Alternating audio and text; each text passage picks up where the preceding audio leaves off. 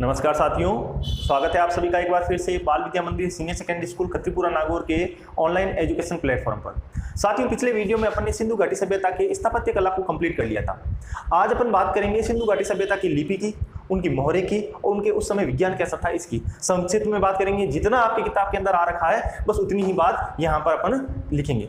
तो अपन सबसे पहले अपन यहाँ पर बात करते हैं उनसे अवशेष क्या क्या प्राप्त हुए। सबसे पहले तो वहां पर मूर्तियां प्राप्त हुई, उसके बाद में वहां पर मनके या मोहरे प्राप्त हुई, उसके बाद में अपने को अभिलेखों के अवशेष मिले, मृत भांडों के अवशेष मिले, मृत पात्रों के यानी मिट्टी के पात्रों के अवशेष मिले। तो इन सभी अवशेषों से अपन ने क्या एक निष्कर्ष निकाला है कि उस समय कैसा परिवेश रहा होगा, कैसी लिपि रही होगी, कैसा विज्ञान रहा होगा।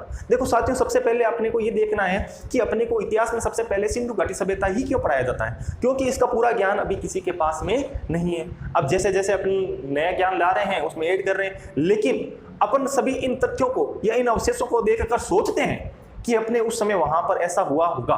तो इसी कारण इतिहास का मूल मंत्र क्या है कि आपको एक सोचने वाला प्राणी बनाना। वैसे तो पूरी शिक्षा का यही मूल मंत्र है, या अपन ये कहें तो शिक्षा का ही सबसे बड़ा उद्देश्य यही है कि आपको सोचने वाला प्राणी बनाना। लेकिन इतिहास का जो ये पहला भाग है यहीं से स्टार्ट होने का कारण है कि यहीं से आप सोचने वाले प्राणी बन जाओ। तो आपने देखा भी होगा कि आप परीक्षा में जब बैठते हो तो आपके द्वारा जो सोची हुई बात है वही आप लिख पाते हो। किताब के अंदर लिखी हुई या सर के दिए हुए नोट्स वो आपके काम नहीं आते। तो सबसे इंपॉर्टेंट चीज क्या रहेगी, आपको सोचने वाला प्राणी बनाना। तो सिंधु घाटी सभ्यता ये पूरा का पूरा अपने को सोचने वाला प्राणी बनाता है।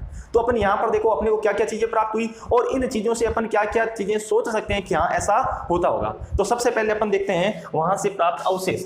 तो अपना आज की हेडिंग रह जाएगी सिंधु घाटी सभ्यता की कला, लिपि और विज्ञान। ये सब चीजें अपने को किसके आधार पर बतानी है, प्राप्त अवशेषों के आधार पर प्राप्त अपने को बतानी। देखो क्या क्या प्राप्त हुए। एक तो अपने को मूर्तियां प्राप्त हुई है कला के अंदर, और मृद भांड प्राप्त हुए हैं, मृद पात्र प्राप्त हुए हैं, अभिलेख प्राप्त हुए हैं, मन के मुद्रा या मोहरे भी अपने को प्राप्त हुई है। तो इन सब के आधार पर अपने को यह बताना है कि भी कला, लिपि और विज्ञान के अंदर किस प्रकार की अपनी सिंधु घाटी सभ्यता। तो सबसे पहले अपन ले लेते हैं मूर्तियों को। तो मूर्तियों के अंदर देखिए ये अपन ने ले लिया मूर्तियां। दो प्रकार की उस समय अपने को मूर्तियां प्राप्त हुई। एक तो अपने को हुई कांसे की मूर्ति प्राप्त और दूसरी हुई अपनी मिट्टी की। कांसे और मिट्टी और पत्थर से मिली हुई एक मूर्ति अपने को मिली है। तो अपन कांसे की एक मूर्ति देखते हैं। एक अपने को कांसे की मूर्ति प्राप्त हुई है मोहनजोदड़ो से। कहां से प्राप्त हुई है, मोहनजोदड़ो से। 11.5 इंच ऊंची, 11.5 इंच ऊंची एक नर्तकी की मूर्ति प्राप्त हुई। किसकी मूर्ति है, 11.5 इंच से ऊंची एक नर्तकी की मूर्ति। नर्तकी की मूर्ति, चलो पूरा ही लिख देते हैं। अपने को मोहनजोदड़ो से कांसे की 11.5 इंच ऊंची एक नर्तकी की मूर्ति प्राप्त हुई है। और मिट्टी की मूर्तियों की अगर अपन बात करते हैं तो कुबड़दार बेल या वृषभ भी नाम आता है। कुबड़दार बेल या वृषभ की अपने को मूर्ति प्राप्त हुई है। ये मिट्टी की मूर्तियों का उदाहरण हो गया और ये हो गया कांसे की मूर्तियों का उदाहरण। इसके अलावा कांसे का एक और देमाबाद से, कहां से, देमाबाद से एक रथ भी अपने को प्राप्त हुआ है। वो भी किसका है, कांसे का। तो कांसे यानी यहाँ पर कांसे की दो वस्तुएं प्राप्त हो गई। एक तो मोहनजोदड़ो से प्राप्त हो गई और देमाबाद से। मोहनजोदड़ो से क्या प्राप्त हुई है, 11.5 इंच की एक ऊंची नर्तकी की मूर्ति अपने को प्राप्त हुई है। देमाबाद से एक अपने को रथ प्राप्त हो गया है। तो ये तो हो गई इसकी मूर्ति कला का। अब मूर्ति कला के साथ साथ में अपन एक और निष्कर्ष निकाल सकते हैं। कांसे का इतना अच्छा काम है, इसके अलावा बहुत सारे औजार भी अपने को अलग अलग धातु से मिले हैं।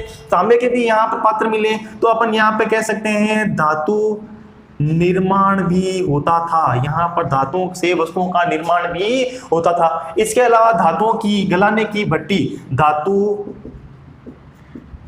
गलाने की भट्टी भी यहाँ पर प्राप्त हुई है। तो ये हालांकि आता तो विज्ञान के अंदर ही है, यानी अपन यहाँ विज्ञान पढ़ते हैं उस समय ये आता है, लेकिन अपन यहाँ मूर्तियां मिली है तो मूर्तियां एकदम सीधी से निकली तो नहीं है जमीन फाड़कर। तो यहाँ पर निर्माण किया गया किससे, पहले धातु को पिघलाया गया होगा, पिघलाने के बाद में उससे धातु का निर्माण, अन्य धातु के औजार भी मिले हैं, धातु की मूर्तियां मिली है। तो मूर्ति कला के साथ साथ में अपने को ये भी पता चलता है कि यहाँ पर धातु की जो विज्ञान कला है वो भी उत्कृष्ट रूप में थी। तो अपन ये तो हो गई अपनी मूर्ति का।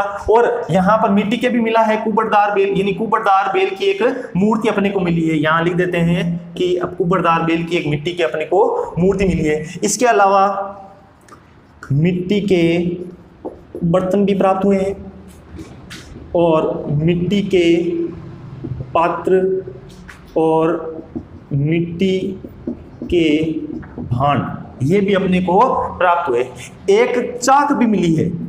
एक क्या मिली है? चाक। तो अपन ये कह सकते हैं कि उस समय का जो कुम्हार है, जो कुंभकार या कुम्हार है, वो उस समय ये जो मिट्टी के बर्तन बनाता था उसमें किसका इस्तेमाल करता था? चाक का इस्तेमाल होता था। वर्तमान में भी मिट्टी के बर्तन चाक के ऊपर ही बनते हैं, तो उस काल के अंदर भी मिट्टी के बर्तन किस पर बनाए जाते थे? चाक पर ही बनाए जाते थे। तो ये तो हो गया उस समय की कला के बारे में। अब अपन आगे देखते हैं लिपि के बारे में। तो एक बार स्क्रीनशॉट लो, फिर अपन आगे चलते हैं। ले लिया होगा आपने। अब अपन आगे चलते हैं और देखते हैं कि अपने को लिपि का पता कहां कहां से चलता है। वैसे तो मूल रूप से लिपि दो स्थानों पर ही देखने को मिलती है। एक तो अपने को मिलती है मोहरे के ऊपर, जो मोहरें थी उसके ऊपर लिपि लिखी हुई थी, और दूसरी लिपि मिली है अभिलेख के अंदर। तो अपन इन दोनों की ही चर्चा कर लेते हैं। लिपि के बारे में चर्चा करते हैं तो दो की चर्चा करेंगे। एक तो करेंगे अपन मोहरे और एक करेंगे अभिलेख की। मोहरे यहाँ पर लगभग अपने को 2500 मोहरे प्राप्त हो चुकी है। वर्तमान तक अपने को 2500 मोहरे प्राप्त हो चुकी है, लेकिन मोहरों को अभी तक पढ़ा नहीं गया है क्योंकि इसकी लिपि अभी तक अपन ने पढ़ी नहीं है। 2500 मोहरे प्राप्त कर ली और मोहरे लगभग एक जैसी है। एक अपने को बेलनाकार मोहर भी प्राप्त हुई थी, अपने को बेलनाकार मोहर भी प्राप्त हुई थी, लेकिन अपन ने ये कह दिया ये मोहर है जो कहाँ की है? मेसोपोटामिया की। ये कहाँ की है? मेसोपोटामिया की है। उस समय व्यापार होता होगा उस समय की वहां की कोई मोहर यहाँ आ गई होगी। जैसे आजकल आपने देखा होगा कुछ एक व्यक्ति है जो अपने जेब में डॉलर लिए घूमते हैं, है ना, दिखाने के लिए। तो उसी प्रकार हो सकता है उस समय भी लोग दिखाने के लिए मेसोपोटामिया की जो मोहर थी वो यहाँ ले आए होंगे। तो हो सकता है उस व्यापार के कारण। बाकी यहाँ पर बेलनाकार मोहरें नहीं मिली है। तो फिर मोहरें मिली है, उसका रूप कैसा है भाई? यहाँ पर जिस प्रकार वर्तमान में सिक्के चलते हैं गोलाकार आकृति के, लगभग वैसे ही मोहरें मिली है। लेकिन मोहरों के अंदर एक विशेष बात है। चलो ये मोहर बना लेते हैं अपन। एक उसका इधर वाला भाग अपन कह देते हैं ये अग्र भाग है।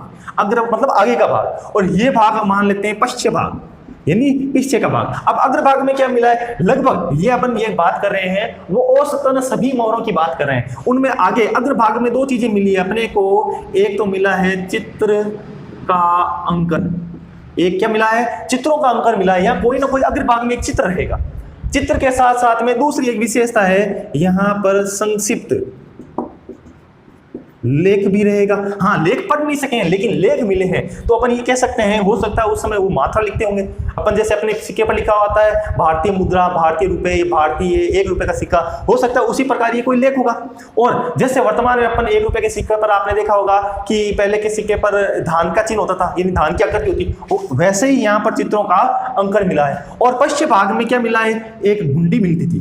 गुंडी या अपन इसे कह सकते हैं एक बटन मिलता था। अब ये क्या काम होता? वही अपने को तो सोच सकते हैं, बाकी इसका और कोई निष्कर्ष नहीं निकाल सकते हैं। सोचने पर ये लगा इतिहासकारों को, हो सकता है ये टांगने के काम आती होगी, टांगने के काम आती होगी। ये इतिहासकारों ने सोचकर बताया। हो सकता है गुंडी है, टांगने के काम, बटन है, टांगने के काम आता होगा, बटन का भी इस्तेमाल करते होंगे। या अपन ये कह सकते हैं कि कहीं पर विशेष स्थान पर रखने के लिए बनाया गया होगा। तो अपने को जो मोहरें मिली है, एक तो चित्रों का अंकन मिला है, संक्षिप्त लेख मिला है, और पश्चिम भाग के अंदर क्या मिली है? गुंडी मिली है। अपने को इतना ही ध्यान रखना है। अब एक और बात आती है, जब चित्रों का अंकन मिला है, तो अपन ये कह सकते हैं कि भाई इनको चित्र कला का भी ज्ञान था। भाई चित्रकला का ज्ञान था तभी तो बनाया।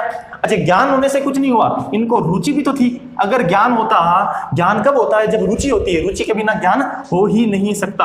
अब रुचि हुई तभी तो ज्ञान हुआ। तो इनको चित्रकला का ज्ञान व रुचि भी थी। तो ये कहां से पता चला? यहाँ के चित्र। इसके अलावा भी और सारे सबूत है कि इनको चित्रकला का ज्ञान था, उनके चित्रकला में रुचि थी। लेकिन यहाँ इस मोहरों से भी अपने को पता चलता है कि इनको चित्रकला का भी ज्ञान था और ये इनको चित्रकला में भी रुचि थी। अग्रभाग के अंदर चित्रों का अंकन था, संक्षिप्त लेख था, गुंडी थी, बटन थे।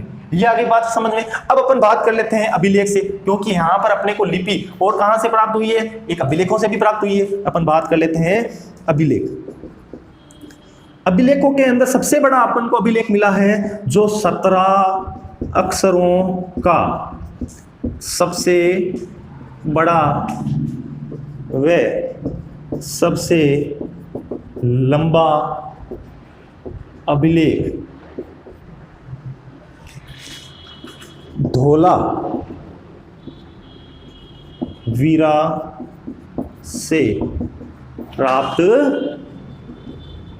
हुआ है।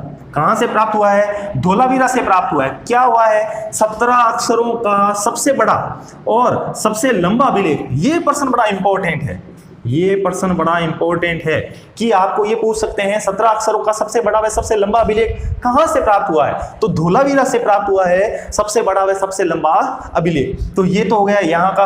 अब अपन बात करते हैं यहां से अपने को, यहाँ 17 अक्षर लिखे हुए हैं, मतलब क्या हो गया? लिपि लिखी हुई है। यहाँ पर संक्षिप्त लेख लिखा हुआ है, मतलब क्या हो गया? लिपि लिखी हुई है। तो अब ये बात आएगी कि लिपि थी क्या? जैसे अपन यहाँ पर लिख रहे हैं तो ये कोई ना कोई लिपि है। जैसे अपन यहाँ पर ये लिखा तो ये कोई ना कोई लिपि तो है। तो अब यहां पर ये बात आएगी इनकी लिपि क्या थी। तो एक बार इनका स्क्रीनशॉट लो, फिर मैं आपको लिपि का भी बता देता हूं। ले लिया होगा आपने। अब अपन आगे चलते हैं। अब यहां पर लिपि की अगर बात करते हैं अपन, तो इनकी लिपि कैसी थी? तो लिपि के बारे में अपने को ये याद रखना है, इनकी भावचित्रात्मक लिपि थी। अब बात आती है सर कि भावचित्रात्मक लिपि क्या होती है?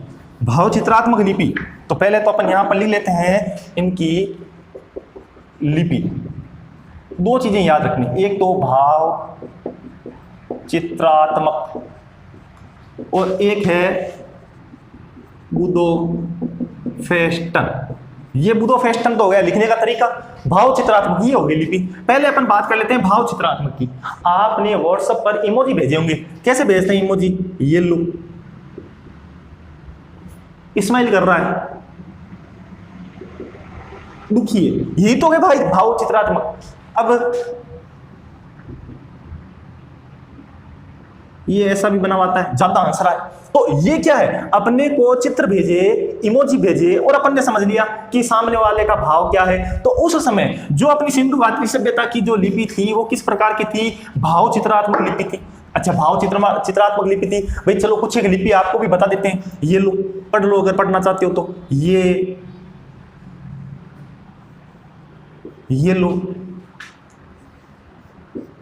ये लो। हाँ, हो सकता है आपको ऐसा लगे कि अपने को कुछ देखा हुआ लग रहा है, लेकिन इनको पढ़ा नहीं जा सकता। ये लो, एक चित्र ऐसा भी बना हुआ आया था, ऐसा। इसको तो अपन ने मछली के आकार जैसा बता दिया, लेकिन बाकी सारे पढ़े नहीं गए। इसके अलावा बहुत सारे अपने को यहाँ पर इसके भाव चित्रात्मक लिपि के लेख मिले। ऐसे 17 लेखों का एक मिला है, वो धोलावीरा के अंदर मिला है। वो सबसे लंबा, सबसे बड़ा माना जाता है। उसके इतना 17 अक्षरों का और कहीं पर भी अपने को नहीं मिला। अब बात आती है बुदोफेस्टन क्या है। अब देखो इनकी लिपि, जैसे अपन लिखते हैं या तो दाएं से बाएं लिखेंगे या बाएं से दाएं लिखेंगे, दाएं से बाएं या बाएं से दाएं। अब यहाँ पर बुदोफेस्टन, ये पहले दाएं से बाएं, फिर बाएं से दाएं, दाएं से बाएं, बाएं से दाएं, यानी ये इस प्रकार लिखते थे। यहां पर खत्म हुआ यहीं से शुरू, वापस यहां से खत्म हुआ यहीं से शुरू। मतलब ये अपनी पंक्ति एक स्थान से नहीं शुरू करते थे, ये जहां से खत्म हुआ उसके नीचे वहीं से स्टार्ट कर दिया। तो इसे अपन ने कह दिया बुदोफेस्टन। तो यहां पर अपने को ये ध्यान रखना है, इनकी लिपि कैसी थी? भाव चित्रात्मक और लेखन कला थी बुदोफेस्टन।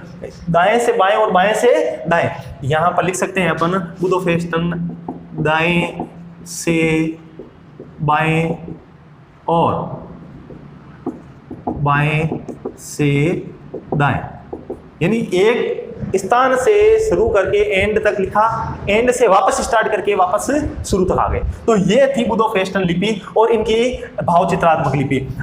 अभी तक लिपि को पूर्ण रूप से पढ़ा नहीं गया है, ये बात ध्यान रखनी है। और जिस दिन पूर्ण रूप से पढ़ लिया गया उस दिन बहुत सारी चीजें इतिहास के अंदर परिवर्तन हो जाएगी। अब अपन बात करते हैं लिपि के बाद में विज्ञान की, कि भाई इनकी विज्ञान कैसी थी। अब इसका तो स्क्रीनशॉट लेने की जरूरत ही नहीं है, आप समझ गए होंगे।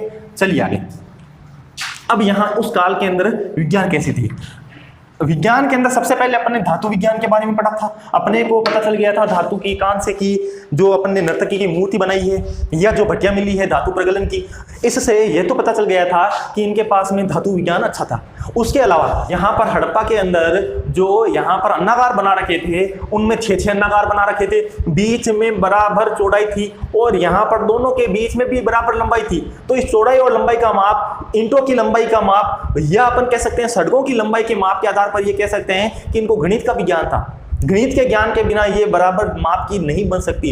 सारी सड़कें समकोण प्रकार की थी, तो ये भी ज्ञान इनके पास था। तो धातु विज्ञान के साथ साथ इनके पास में गणित का भी अच्छा ज्ञान था। घर बनाने की कला बड़ी अच्छी थी। जिधर से हवा चल रही थी उधर खिड़कियों को रखना, गेट मुख्य सड़क की ओर ना खोलकर छोटी गलियों के अंदर खोलना, और यहाँ पर घरों के अंदर कुएं का निर्माण, शौचालय के निर्माण, रसोई घर का अलग से निर्माण, तो वास्तुकला का भी ज्ञान था। तो अपन ये कह सकते हैं इनके विज्ञान के अंदर ये हो गए अपने विज्ञान। धातु विज्ञान का भी इनको ज्ञान था और गणितीय ज्ञान भी इनके पास में था। वास्तुकला का भी ज्ञान, वास्तुकला का भी इनके पास में बहुत अच्छा ज्ञान था। अब अपन बात करते हैं औषध विज्ञान का ज्ञान था कि नहीं था। औषध या चिकित्सा विज्ञान, औषध और चिकित्सा विज्ञान का भी ज्ञान था कि नहीं था। अब देखो अपने को 2 स्थानों से, कौन कौन से स्थानों से, कालीबंगा और